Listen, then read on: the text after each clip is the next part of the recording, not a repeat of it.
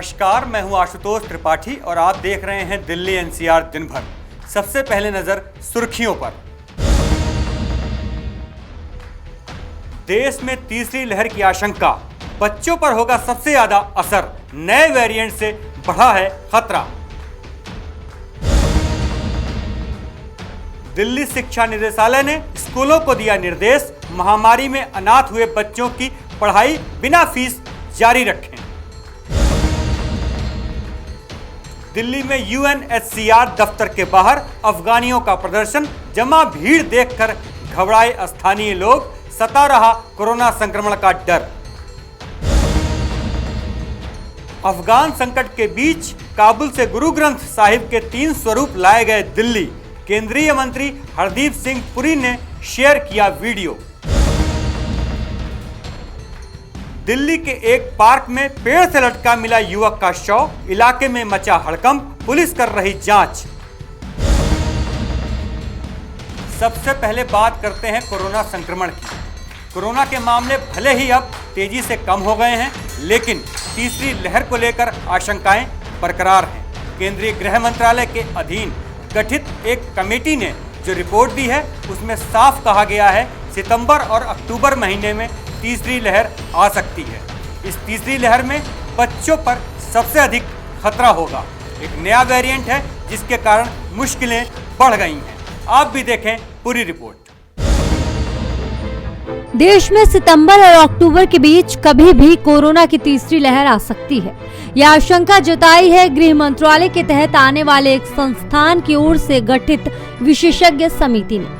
इसके साथ ही समिति ने टीकाकरण की रफ्तार को तेज करने का सुझाव भी दिया।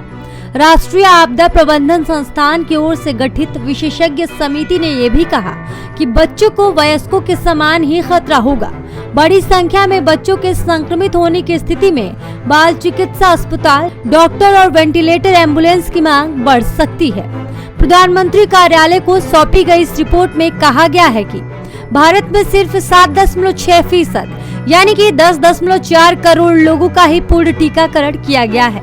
अगर वर्तमान टीकाकरण दर में वृद्धि नहीं की गई तो देश में महामारी की अगली लहर के दौरान प्रतिदिन 6 लाख मामले आ सकते हैं। प्रमुख विशेषज्ञों ने बार बार भारत में कोरोना की तीसरी लहर आने की चेतावनी दी। महामारी विशेषज्ञों ने आशंका व्यक्त की है कि जब तक हम में टीकाकरण या संक्रमण के जरिए व्यापक रोग प्रतिरोधक क्षमता विकसित नहीं हो जाती, तब तक मामले बढ़ते रहेंगे। रिपोर्ट में कहा गया कि 80 से 90% आबादी में रोग प्रतिरोधक क्षमता विकसित होने पर ही बड़े पैमाने पर रोग प्रतिरोधक क्षमता विकसित करने का लक्ष्य हासिल किया जा सकता है। कैसे आ सकती है हर्ड इम्यूनिटी? रिपोर्ट के मुताबिक अगर 67% आबादी में वायरस के खिलाफ रोग प्रतिरोधक क्षमता विकसित हो जाती है तो बड़े पैमाने पर हर्ड इम्यूनिटी का लक्ष्य प्राप्त किया जा सकता है। विशेषज्ञों ने चेतावनी दी कि कोरोना वायरस की तीसरी लहर में सबसे अधिक बच्चे प्रभावित हो सकते हैं, क्योंकि उनकी आबादी पर वायरस जल्दी हमला कर सकता है। भारत में बच्चों के लिए टीकाकरण अभी तक शुरू नहीं हुआ है।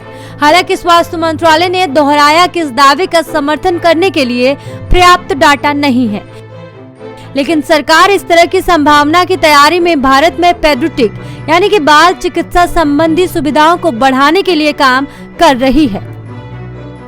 ब्यूरो रिपोर्ट, नवोदय टाइम्स, नई दिल्ली। अब बात करते हैं एक नेक पहल की। जी हाँ, दिल्ली सरकार ने सभी स्कूलों को निर्देश दिया है कि यदि उनके यहाँ ऐसे बच्चे हैं जिनके माता पिता का निधन कोरोना संक्रमण के कारण हो गया है, तो ऐसे बच्चों की पढ़ाई रुकनी नहीं चाहिए। बिना फीस लिए ही स्कूल उनकी पढ़ाई जारी रखें। आप देखें पूरी रिपोर्ट। कोरोना महामारी के चलते अपने माता या पिता या दोनों को खो चुके छात्रों की पढ़ाई जारी रखने के लिए दिल्ली सरकार ने दिल्ली के स्कूलों को निर्देश जारी कर दिया है। दिल्ली सरकार के शिक्षा निदेशालय द्वारा एक ट्वीट में कहा गया कि कोविड-19 या किसी अन्य कारण से अपने पेरेंट्स को खोने वाले बच्चों को थोड़ी राहत देने के लिए दिल्ली सरकार ने स्कूलों को ये सुनिश्चित करने का निर्देश दिया है कि ऐसे छात्रों की उसी स्कूल में पढ़ाई जारी रखी जाए जहां वे पढ़ रहे हैं और उनके लिए फ्री एजुकेशन की व्यवस्था की जाए। हमारा अटूट समर्थन दिल्ली के हर छात्र के साथ है। क्या हैं दिल्ली शिक्षा निदेशालय के निर्देश? 19 अगस्त 2021 को दिल्ली शिक्षा निदेशालय ने राजधानी के स्कूलों के लिए एक सर्कुलर जारी किया था, जिसके मुताबिक मार्च 2020 के बाद कोविड-19 या किसी अन्य कारण से अनाथ हुए बच्चों की पढ़ाई जारी रखने के लिए सभी जिलों के डीडी को निर्देश जारी किए गए। स्कूलों को निर्देश दिए गए कि यदि वे डीडीए या फ्री शिप के अंतर्गत सरकार द्वारा आवंटित भूमि पर संचालित है तो उन्हें बिना किसी ड्रॉ ऑफ लॉट के अनाथ हुए बच्चों की पढ़ाई जारी रखनी होगी। निदेशालय के सर्कुलर में अन्य स्कूलों के अनाथ हुए बच्चों की आगे पढ़ाई आर्थिक रूप से कमजोर वंचित समूह की कैटेगरी में जारी रखने के निर्देश दिए गए हैं। ऐसी स्थिति में ऐसे बच्चों की फीस शिक्षा निदेशालय द्वारा स्कूलों को दी जाएगी। साथ ही ऐसे बच्चों की कक्षा 8 के बाद की पढ़ाई किसी दिल्ली सरकार के स्कूल में जारी रखी जाएगी। ब्यूरो रिपोर्ट, नमोद टाइम्स, नई दिल्ली। तालिबान द्वारा आतंक के दम पर अफगानिस्तान में सत्ता हथियाने के विरोध में अफगानिस्तान के लोगों ने बसंत विहार स्थित United Nations high commissioner for refugees के सामने जोरदार प्रदर्शन किया। बड़ी संख्या में यहां पर अफगानी जुटे और उन्होंने तालिबान के खिलाफ नारेबाजी की। इस दौरान इनकी संख्या को देखकर स्थानीय निवासी काफी परेशान हुए। चूंकि इनकी संख्या अधिक है, ऐसे में कोरोना संक्रमण का खतरा भी बड़ा है। देखें पूरी रिपोर्ट। अफगानिस्तान संकट का असर अब भारत देश में भी देखने को मिल रहा है। राजधानी दिल्ली में कई अफगानियों ने विरोध प्रदर्शन करना शुरू कर दिया है। ये अफगानी यूएनएचसीआर के दफ्तर के बाहर लगातार विरोध प्रदर्शन कर रहे हैं, जिसको लेकर यहाँ के स्थानीय लोगों को काफ़ी परेशानी का सामना करना पड़ रहा है। जमा भीड़ को देख यहाँ के लोगों को कोरोना संक्रमण का डर सताने लगा है। देखिए ये तस्वीरें, कैसे अफगानी लोग बड़ी तादाद में यहाँ पर प्रदर्शन कर रहे हैं, जिसको देखते हुए यहाँ के लोग परेशान हैं। हालांकि स्थानीय लोगों का कहना है कि हम नहीं चाहते हैं कि इन अफगानियों पर किसी भी तरह के बल का इस्तेमाल किया जाए। इन लोगों ने काफ़ी सहन किया है, ये पहले से परेशान हैं। उम्मीद यही कर रहे हैं कि इस समस्या का समाधान जल्द निकले, क्योंकि यहाँ बैठे प्रदर्शनकारी मास्क नहीं पहन रहे हैं, सोशल डिस्टेंसिंग का भी ये लोग ख्याल नहीं रख रहे हैं। ऐसे में हमें कोरोना फैलने की भी चिंता है। सड़क पर जगह जगह कचरा भी फेंका जा रहा है। वहीं प्रदर्शनकारियों का कहना है कि कोरोना का खतरा जरूर है, लेकिन प्रदर्शन कर रहे अफगानी अपनी मांगे पूरी तक यहाँ से हटने को तैयार नहीं है। ये प्रदर्शनकारी इमिग्रेशन लेटर की मांग पर अड़े हुए हैं। वे एक लंबी लड़ाई के लिए तैयार दिख रहे हैं। यहाँ मौजूद अफगान रिफ्यूजी का कहना है कि हम तब तक प्रदर्शन करेंगे जब तक हमारी मांगे पूरी नहीं हो जाती हैं। कुछ रिफ्यूजी का ये भी कहना है कि अगर हमारी मांगों को पूरा नहीं किया जाता है तो वे भूख हड़ताल पर बैठ जाएंगे।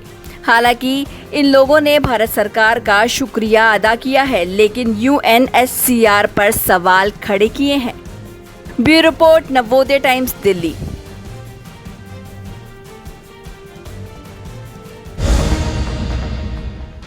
अफगानिस्तान में फैले तालिबानियों के आतंक के बीच वहां के गुरुद्वारा साहिब में रखे गए गुरु ग्रंथ साहिब के 3 स्वरूपों को दिल्ली लाया गया है। बहुत ही सम्मान और हिफाजत के साथ लाए गए इन स्वरूपों की एक वीडियो केंद्रीय मंत्री हरदीप सिंह पुरी ने शेयर की। आप भी देखें पूरी रिपोर्ट। अफगानिस्तान संकट के बीच काबुल से पवित्र गुरु ग्रंथ साहिब के 3 स्वरूप दिल्ली एयरपोर्ट लाए गए हैं। आज सुबह अफगानिस्तान की राजधानी काबुल से भारतीय यात्रियों के बीच सिख इन गुरु ग्रंथ साहिब को हिफाजत के साथ भारत लाए हैं, जिसके बाद केंद्रीय मंत्री हरदीप सिंह पुरी, विदेश राज्य मंत्री वी मुरलीधरन और बीजेपी नेता आरपी सिंह ने एक गुरु ग्रंथ साहिब को ग्रहण किया, जिसका वीडियो खुद केंद्रीय मंत्री हरदीप सिंह पुरी ने ट्विटर पर पोस्ट किया है।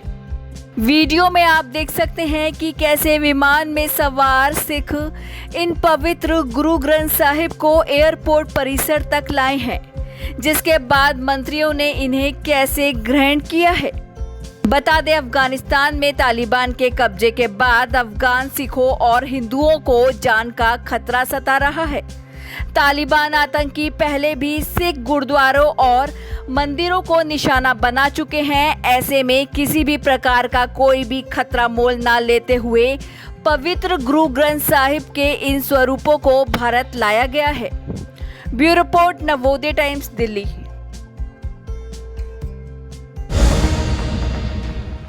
राजधानी दिल्ली के हर्ष विहार में स्थित मंडोली चुंगी पार्क में एक पेड़ से लटका हुआ युवक का शव मिलने से आसपास सनसनी फैल गई।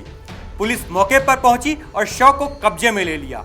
अब पुलिस पता लगा रही है यह मामला हत्या का है या आत्महत्या का। देखें पूरी रिपोर्ट। राजधानी के एक पार्क में पेड़ से लटका एक युवक का शव मिला है। दरअसल दिल्ली के हर्ष विहार इलाके से एक दिल दहला देने वाली घटना सामने आई है। यहाँ पर मंडोली चुंगी के पार्क में एक युवक का शव पेड़ से लटका मिला, जिससे पूरे इलाके में सनसनी फैल गई है।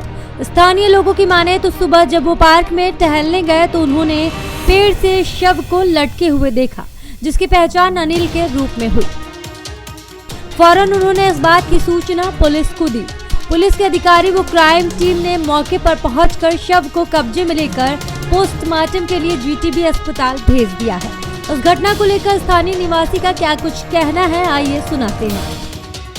सोनू, ये जो मरने वाले हैं ये कौन आपके लगते, क्या क्या पता चल रहा है? ये साला भाई मेरा। क्या करते थे, क्या कहाँ रहते थे? ये यहाँ ऑटो ही चलाता था, घूमता रहता था ऐसे ही बस।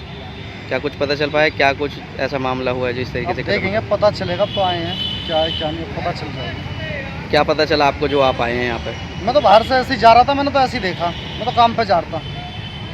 वो तो मैंने कपड़ों से पहचान लिया कौन है ये। तो मैं तो पूछा था खोखे वाले से क्या हो गया, मैं चल झाँक कर देखो, मैंने कपड़े देखे तो पहचान लिया, मैंने तुरंत ये बोल दिया। तो किस हालत में मिले? ये टांग रखा है यहाँ पेड़ पे, अब ये नहीं पता अपनी मर्जी से टंगाया है, क्या कराया ना क्या नहीं है, मुझे पता नहीं चला। देखेंगे क्या है। पुलिस ने शव को कब्जे में ले लिया है और ये पता लगाने की कोशिश कर रही है कि यह हत्या का मामला है या आत्महत्या का। पुलिस को पहले पोस्टमार्टम रिपोर्ट का इंतजार है ताकि पता चल सके कि आखिर उस व्यक्ति की मौत कैसे हुई थी। ब्यूरो रिपोर्ट, नवोदय टाइम्स, नई दिल्ली।